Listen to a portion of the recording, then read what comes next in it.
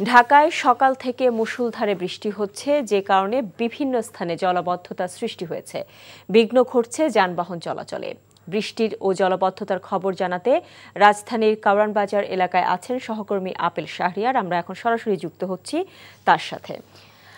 Apple, প্রচুর বৃষ্টিপাত তো হলো সকাল থেকে এবং বিভিন্ন স্থানে জলাবদ্ধতারও সৃষ্টি হয়েছে, যেটি আমরা জেনেছি।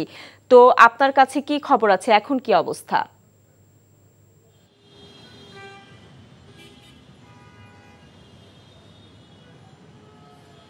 ভোর ৫টার পর থেকে ৭:৩০ পর্যন্ত ২.৫ ঘন্টায় অঝোরে বৃষ্টি হয়েছে। এই বৃষ্টিপাতে রাজধানীর গুরুত্বপূর্ণ সড়ক এবং বিভিন্ন এলাকা আসলে জলাবদ্ধতার সৃষ্টি হয়েছে। তবে এখন বৃষ্টিপাত অনেকটাই কমে গেছে, এখন গুড়ি গুড়ি বৃষ্টি হচ্ছে। মূলত যে সমস্যাটি হয় যখন এই যে অঝোরে বৃষ্টিপাত হয় এবং দীর্ঘ সময় বৃষ্টিপাতের কারণে আমরা যেটি দেখি রাজধানীর গুরুত্বপূর্ণ সড়কগুলোতে পানি উঠে যায়। পানি ওঠার কারণে যে সমস্যাটি হচ্ছে যে অনেক যানবাহন নষ্ট হয়ে যাওয়ার কারণে যানজটের সৃষ্টি হচ্ছে।